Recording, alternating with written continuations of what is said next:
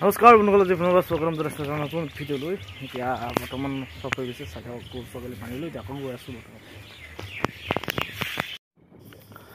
একদম বৰ্তমান ওলাই গৈ আছোঁ। এজনীকৈ থ'ব লাগিব, আহিব লাগিব।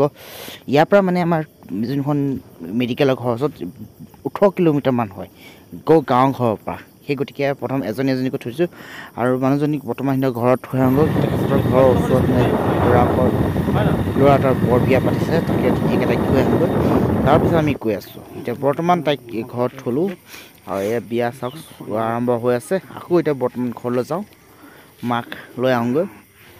বৰ্তমান এয়া মাক ধুনীয়াকৈ আহি এতিয়া ওচৰতে মানে ভাগৱত পাতিছে, সেই গতিকে আৰু ময়ো গৈ আছোঁ। আৰু মুখ্য আকৰ্ষণ আছে মানে এই 13 বছৰীয়া আপোনাৰ উজ্জ্বল ফুকা ধৰা আহিছে। সেই গতিকে মা মানে যোৱাকালি আহিছিলে, আকৌ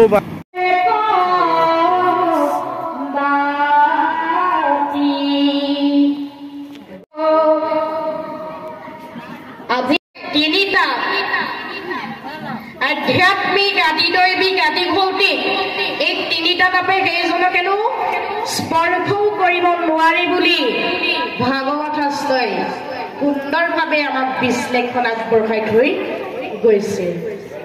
ভকতসকল হেনো বজ্ৰভাৱৰ গোপীসকলৰ দৰে। সেই নিজকে বেয়া লাগিল, বয়স জিন্স পেণ্ট পিন্ধি আহিছিলোঁ কাৰণ মই ইয়ালৈ অহা নাছিলোঁ। তথাপি মানে আকৰ্ষণ মানে মন গ'ল একদম চাবলৈ, সেইকাৰণে ওচৰৰ পৰা চাই আহিলোঁ, ভাল লাগিল। আৰু বৰ্তমান যিহেতু এতিয়া যোন ঠাইলৈ আহিছোঁ, এতিয়া বিয়ালৈ আহি পাই গ'লোঁ।